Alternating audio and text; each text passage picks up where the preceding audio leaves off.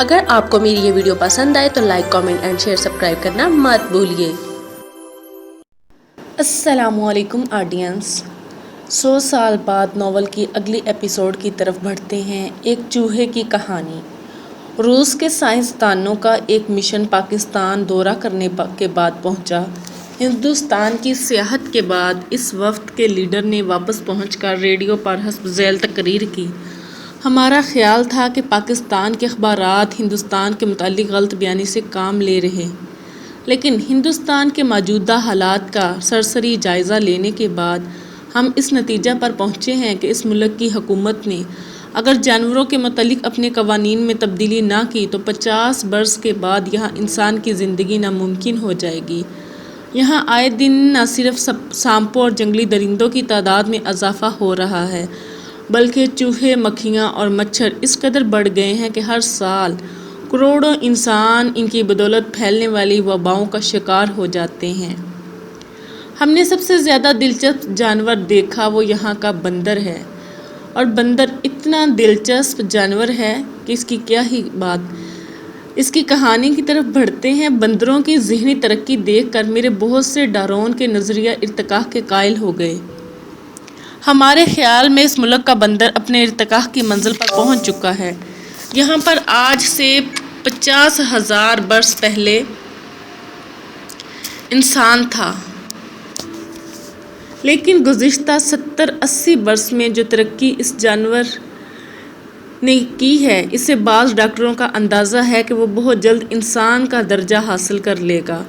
ہم جب واردھا کے اسٹیشن پر پہنچے تو حکومت چند عہدہ دار ہمارے استقبال کے لیے کھڑے تھے۔ ایک شخص نے آگے بڑھ کر میرے ساتھ مصافحہ کیا، دوسرے اس کی تقلید کرنا چاہتے تھے، لیکن بندروں کی ایک ٹولی نے انہیں دھکیل کر پیچھے کر دیا، اور سب ہم سے ایک ایک کے ساتھ مصافحہ کرنے لگے۔ یہ تعداد میں کوئی 200 تھے، اور ابھی ہم سب کے ساتھ مصافحہ کر کے فارغ نہ ہوئے تھے کہ بندروں کی ایک بے شمار فوج نے ہمیں گھیر لیا۔ ہم اور ہمارے میزبان ان سے ہماری جان چھڑوانا چاہتے تھے، لیکن وہ سب مصافحہ کرنے پر مصر تھے۔ پولیس نے رشوت کے طور پر ان کے سامنے کھانے کی چیزیں رکھی، لیکن ہمارے ساتھ ان کی دلچسپی کسی طرح کم نہ ہوئی۔ چنانچہ ان کے ساتھ مصافحہ کرتے وقت ہمارے ہاتھ شل ہو گئے۔ انہوں نے ہماری ٹوپیاں اور اینکیں اس صفائی سے اتاری کہ ہمیں پتہ تک نہ چلا۔ ہمارے ایک ساتھی کو غصہ آیا، اس نے جیب سے پستول نکال کر ہوائی فائر کر دیا۔ ہماری توقع کے خلاف یہ تمام بندر آن کی آن میں غائب ہو گئے۔ پولیس نے ہمارے ساتھی کی اس حرکت کو خلاف قانون قرار دیا اور ہم سب کے پستول چھین لیے۔ بعد میں وزیر خارجہ کی مداخلت سے ہمارے پستول واپس کیے گئے، اور اس نے ہمیں بتایا کہ آپ مہمان سمجھ کر آپ کے ساتھ بہت نرمی کا سلوک کیا گیا ہے، ورنہ یہاں جانوروں کو اور بالخصوص بندروں کو ڈرانے کی سزا بہت سخت ہے۔ اس سے ہمارا اندازہ ہے کہ ہندوستان کے باشندوں کا ذہنی انحطاط شروع ہو چکا ہے، اور عجب نہیں کہ وہ ارتقائی مدارج سے الٹے پاؤں لوٹ کر بندروں کے درجے تک پہنچ جائیں، اور اس وقت تک بندروں میں انسانوں کی صفات پیدا ہو جائیں۔ میں فنون لطیفہ کے ساتھ بندروں کی دلچسپی دیکھ کر اور بھی حیرت ہوئی۔ سینما گھروں کے دروازے ایسے ہیں کہ بندر داخل نہیں ہو سکتے۔ جب تک کھیل ختم نہیں ہوتا وہ باہر کھڑے رہتے ہیں، اور جب اندر کوئی ساز بجتا ہے وہ بے اختیار ناچنے لگ جاتے ہیں۔ ناچ میں وہ سر اور تال کا پورا لحاظ رکھتے ہیں۔ ہندوستان کے کتوں اور گدھوں کو بھی موسیقی کے ساتھ بہت لگاؤ ہے، اور وہ بھی شام کے وقت سینما گھروں کے گرد جمع ہو جاتے ہیں۔ جب سینما کے اندر کوئی راگ شروع ہوتا ہے، گدھے کان کھڑے کر لیتے ہیں اور بے اختیار راگ، جسے ان کا قومی ترانہ کہا جا سکتا ہے، شروع کر دیتے ہیں۔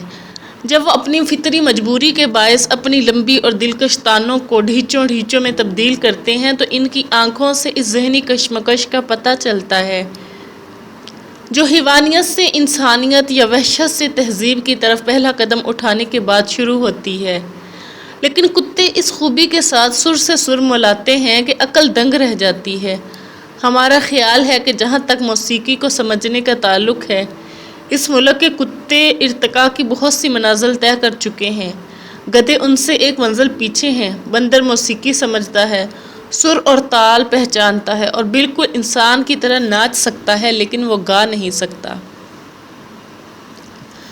ہم نے ان جانوروں کے دماغوں کے آپریشن کی نیت سے ایک گدھا، ایک بندر اور ایک کتا اپنے ساتھ لانا چاہا، لیکن ہندوستان کی حکومت نے ہمیں اجازت نہ دی۔ ہم نے سائنس کی ترقی کے نام پر اپیل کی تو ہمیں نہایت مایوس کن جواب دیا گیا۔ تاہم لوگ ہندوستان سے خالی ہاتھ نہیں لوٹے۔ ہم اپنے ساتھ ایک ایسا جانور لائے جو دنیا بھر کے سائنسدانوں کو حیران کر دے گا۔ یہ جانور ایک چوہا ہے، ایک عام گھریلو چوہا جو انسانوں سے بہت زیادہ میل جول رکھنے کے باعث ارتقاء کی بہت سی منازل طے کر چکا ہے۔ اس چوہے کی خوبیاں میں بعد میں بیان کروں گا، لیکن اس سے پہلے آپ لوگوں کے لیے جاننا دلچسپی سے خالی نہ ہوگا کہ ہم اس قدر قیمتی جانور کو ہندوستان سے اغوا کرنے میں کیسے کامیاب ہوئے۔ واہردہ سے واپسی کے دن یہ چوہا میرے ادویات کے تھیلے میں گھس گیا اور میں نے یہ تھیلا بند کر دیا، لیکن تھیلے کے اندر اس کی بھاگ دوڑ سے مجھے خدشہ پیدا ہوا کہ اس کی آہٹ سے کسی کو شک پیدا نہ ہو جائے۔ چنانچہ میں نے اسے خواب آور گولیاں کھلا دی اور وہ بے ہوشی کی حالت میں تھیلے میں پڑا رہا۔ سرحد عبور کرتے وقت محکمہ کسٹم نے ہماری تلاشی لی۔ سرحد پر مسافروں کی تلاشی قاچاقی وغیرہ کے خدشے کے ماتحت لی جاتی ہے، بلکہ اس بات کا لحاظ رکھا جاتا ہے کہ کوئی مسافر اپنے ساتھ اس ملک کی جوئیں وغیرہ بھی نہ لے جائے۔ ہمیں پرانے کپڑوں کے عوض نئے کپڑے دیے گئے اور ہمارے سر کے بال ایسی مشینوں سے صاف کیے گئے جو بجلی کی قوت سے جوئیں نکال لیتی ہے۔ ہندوستان میں قیام کے دوران میں صفائی کے لیے صابن اور کنگھی استعمال کرنے کی اجازت نہ تھی کہ اس سے جوئیں ہلاک ہو جاتی ہیں، اس لیے واپسی پر ہمارے سروں سے کافی جوئیں برآمد ہوئی۔ وہ بحق سرکار ضبط کر لی گئی، تاہم کسی نے ہمارا تھیلا نہ کھولا اور یہ چوہا زندہ سلامت ماسکو پہنچ گیا۔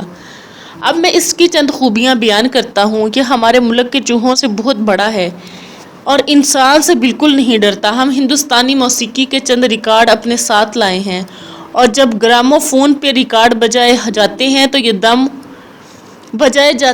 یہ دم اوپر اٹھا لیتا ہے اور پچھلی ٹانگوں پر کھڑا کرنا چاہتا ہے، لیکن اس کے سامنے جب کوئی روسی نغمہ گایا جاتا ہے تو یہ ٹس سے مس نہیں ہوتا، مکھن، دودھ اور تازہ پھلوں کے سوا کچھ نہیں کھاتا۔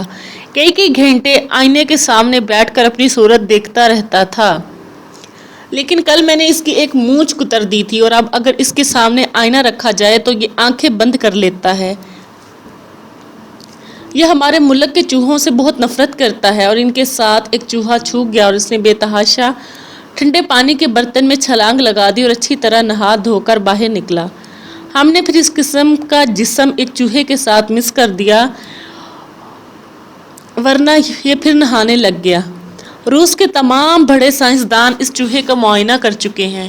ان سب کی رائے ہے کہ چوہوں کی وہ برادری جس کا یہ رکن ہے، ارتقاء کی دوڑ میں دنیا کے باقی چوہوں سے بہت آگے جا چکی ہے۔ ہمارا ارادہ تھا کہ 3-4 دن تک اس چوہے کے دماغ کا آپریشن کیا جائے۔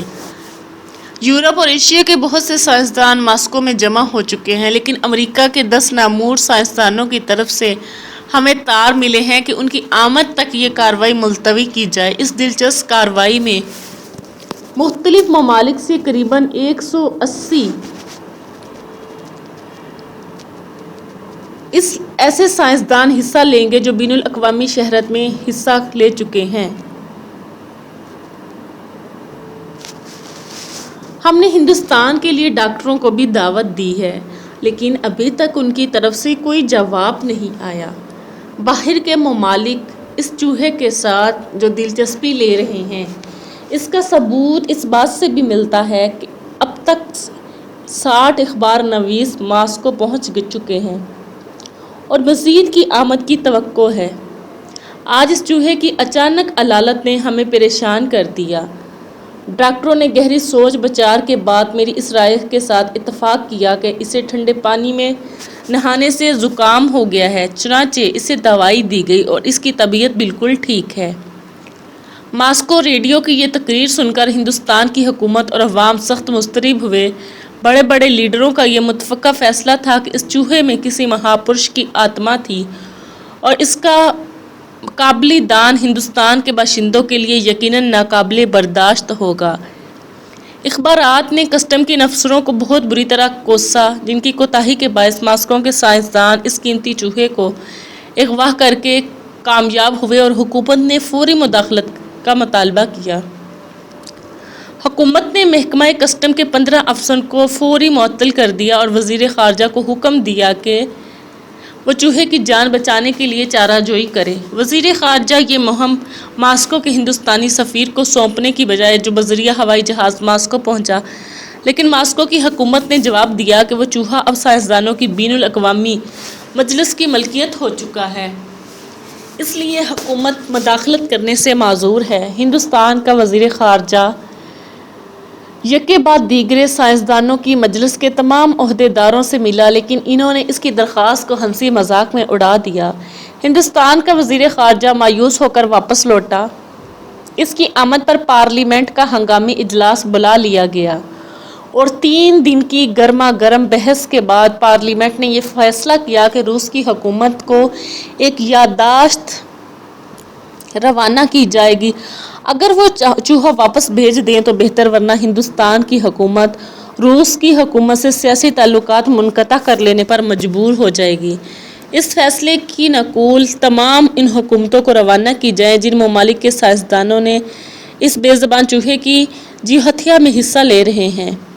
قریباً 1 ہفتے کے بعد حکومت روس کا ایک خاص ایلچی ایک بہت بڑے ہوائی جہاز پر واردہ پہنچا اور اس نے راشٹرپتی کے دفتر میں حاضر ہو کر حکومت روس کی طرف سے اس یادداشت کا جواب پیش کیا۔ اس خط کا مضمون یہ تھا: ہماری حکومت اس یادداشت کے متعلق بہت پریشان ہے جو آپ کی حکومت نے اس چوہے کے متعلق روانہ کی، جو کہ اب دنیا بھر کے سائنسدانوں کی ملکیت ہو چکا ہے۔ آج اس چوہے کا آپریشن ہوگا اور اس کی کارروائی میں حصہ لینے کے لیے مختلف ممالک سے 250 سائنسدان، جن میں سے 180 بین الاقوامی ممالک سے آئیں گے، ماسکو میں جمع ہو چکے ہیں۔ ہماری حکومت تمام کام سے اور تمام ممالک سے دوستانہ تعلقات برقرار رکھنے کی خواہش مند ہے، اور اگر آپ کی حکومت ہمیں بروقت اپنے ملک کے باشندوں کے جذبات سے آگاہ کرتی تو ہم یقیناً ان کے جذبات کا احترام کرتے، لیکن اب اس چوہے کے آپریشن کی تیاریاں مکمل ہو چکی ہیں، اور اگر یہ سائنسدان جن کی تشریف آوری ہمارے لیے باعث فخر ہے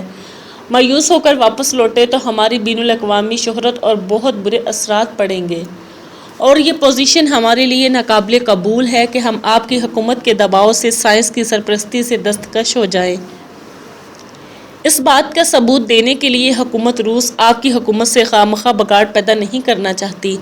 ہم اپنے ایلچی کے ہمراہ آپ کے ایک چوہے کے عوض 1000 چوہے بھیج رہے ہیں۔ آپ کو یہ بتانا غیر ضروری نہ ہوگا کہ حکومت روس کو یہ چوہے فراہم کرنے کے لیے بڑی مشکلات کا سامنا کرنا پڑا۔ ہمارے ملک میں ڈاکٹروں کی سرگرمیوں کی بدولت چوہے قریباً ناپید ہو چکے ہیں، تاہم ہماری فوج اور پولیس تقریباً 10,000 دیہات کی تلاشی لینے کے بعد چوہوں کی یہ قلیل تعداد فراہم کرنے میں کامیاب ہوئی ہے، اور ہم آپ کی حکومت کے متعلق اپنی نیک خواہشات کے ثبوت میں انہیں بذریعہ ہوائی جہاز آپ کی خدمت میں بھیج رہے ہیں۔ براہ کرم انہیں قبول فرمائیے۔ یہ خط پڑھنے کے بعد راشٹرپتی اپنے سر کو دونوں ہاتھوں میں تھام کر کچھ دیر گہری سوچ میں پڑا رہا۔ بالآخر وہ ماسکو کے ایلچی کی طرف متوجہ ہوا۔ وہ 1000 چوہے کہاں ہیں؟ ایلچی نے جواب دیا، وہ میرے سوا ہوائی جہاز پر ایک پنجرے میں ہیں۔ راشٹرپتی نے گھنٹی بجائی۔ اس کا سیکرٹری کمرے میں داخل ہوا۔ راشٹرپتی اپنے سیکرٹری سے چند باتیں کرنے کے بعد پھر ایلچی کی طرف متوجہ ہوا۔ کل آپ کو اس خط کا جواب مل جائے گا۔ رات کے وقت راشٹرپتی کی صدارت میں ایگزیکٹو کونسل کی میٹنگ ہوئی۔ راشٹرپتی نے کونسلروں کو حکومت روس کے جواب سے مطلع کیا، لیکن بعض ارکان کے لیے یہ جواب تسلی بخش نہ تھا۔ وہ اس رائے کے حامی تھے کہ روس کے چوہوں میں روسیوں کی آتما ہے، اس لیے یہ چوہے واپس بھیج دیے جائیں۔ وہ ابھی کسی فیصلہ پر نہ پہنچے تھے کہ راشٹرپتی کے سیکرٹری نے حاضر ہو کر اطلاع دی کہ اس کو ماسکو کے ریڈیو اسٹیشن سے چوہے کے دماغ کے کامیاب آپریشن کا اعلان ہو چکا ہے۔ اس خبر نے چند لمحوں کے لیے مجلس پر ایک سکوت طاری کر دیا۔ بالآخر وزیر خارجہ نے اٹھ کر تقریر کی، ہم سب کے لیے یہ خبر تکلیف دہ ہے، لیکن اب مستقبل کے متعلق سوچنا چاہیے۔ لیکن اب مستقبل کے متعلق سوچنا چاہیے۔ موجودہ صورت میں جبکہ ہمارا ہمسایہ ملک پاکستان ہمارے سینے پر پستول تانے ہوئے ہے، ہمارے لیے روس سے بگاڑنا خطرناک ہے۔ روس پاکستان کے لیے ایک طاقتور حلیف ثابت ہو سکتا ہے، اس لیے روس کو ناراض کرنا ایک پرلے درجے کی بے وقوفی ہوگی۔ اس کے علاوہ ہمیں یہ بھی سوچنا چاہیے کہ روس ہمارے جذبات کا کس قدر احترام کرتا ہے۔ انہوں نے ایک چوہے کی عوض 1000 چوہے بیچ دیے ہیں اور مجھے یقین ہے کہ اگر انہیں اپنی بین الاقوامی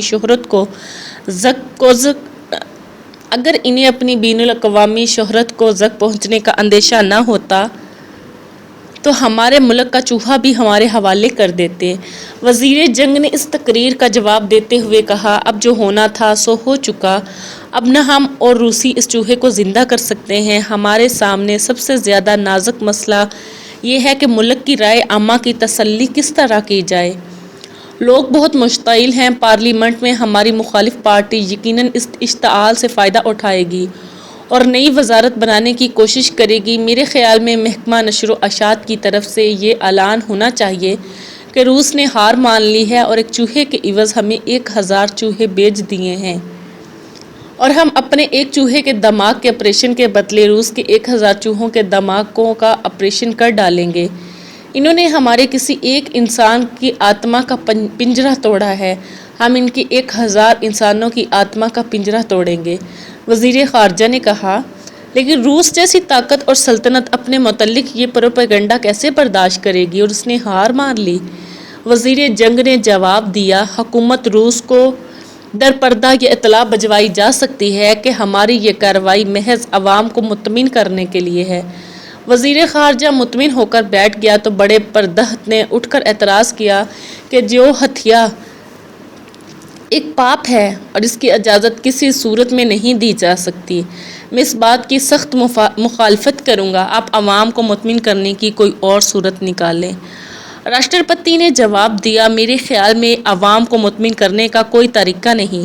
اب اگر آپ نے اس بات کی مخالفت کی تو اس کا لازمی نتیجہ یہ ہوگا کہ ہم سب کو اپنے عہدوں سے مستعفی ہونا پڑے گا، یعنی استعفیٰ دینا پڑے گا، اور مخالف پارٹی وزارت بنانے میں کامیاب ہو جائے گی، اور یہ بھی یقینی ہے کہ نئی وزارت میں بڑا پروہت بھی نیا ہوگا۔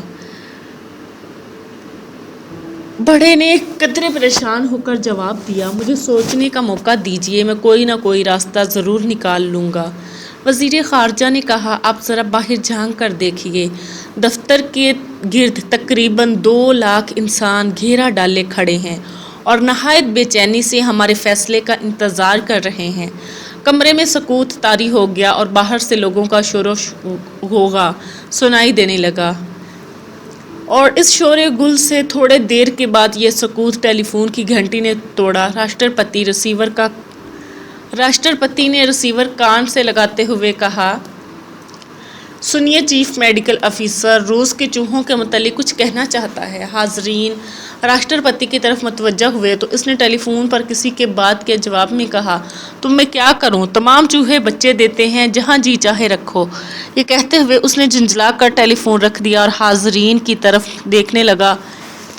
بڑے پروہت نے پوچھا، کیا کہہ رہا تھا وہ؟ راشٹرپتی نے جواب دیا، ڈاکٹروں کے دماغ میں ایک پرزہ الٹ ہوتا ہے۔ وہ یہ کہہ رہا تھا کہ چوہوں کی تعداد 1012 ہو چکی ہے، چند چوہوں نے بچے دیے ہیں، بڑے چوہے انہیں تنگ کرتے ہیں، انہیں کہاں رکھا جائے؟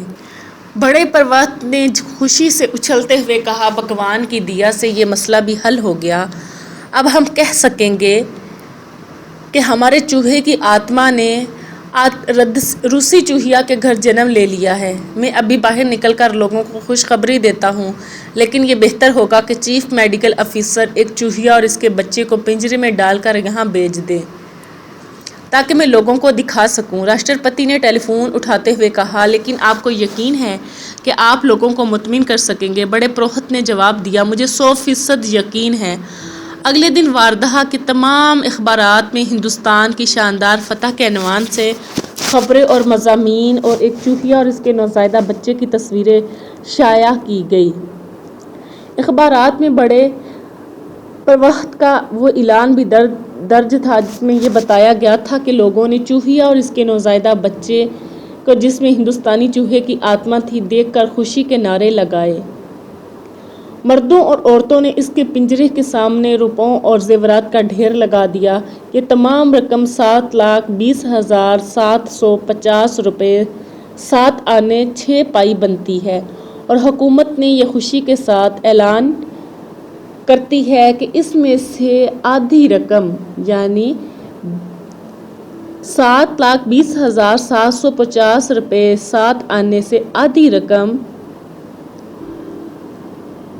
چوہوں کو لذیذ غذائیں مہیا کرنے پر صرف کی جائیں گی اور باقی روپے سے واردھا میں ایک ایسا مکان تعمیر کیا جائے گا جس میں کم از کم 10 لاکھ چوہے رہ سکیں۔ اور چوہوں اور بندروں کی کہانی یہاں پر ختم ہوتی ہے اور آگے بات آتی ہے انفرادی تدابیر کی کہ چوہوں کے متعلق کیا کرنا ہے، لیکن یہاں پہ ہم اس کو اینڈ کرتے ہیں اور اگلی ایپیسوڈ کے ساتھ ملتے ہیں پھر سے۔ تب تک کے لیے اپنا ڈھیر سارا خیال رکھیے گا۔ اللہ حافظ اور میرے چینل کو شیئر کرنا نہ بھولیے گا۔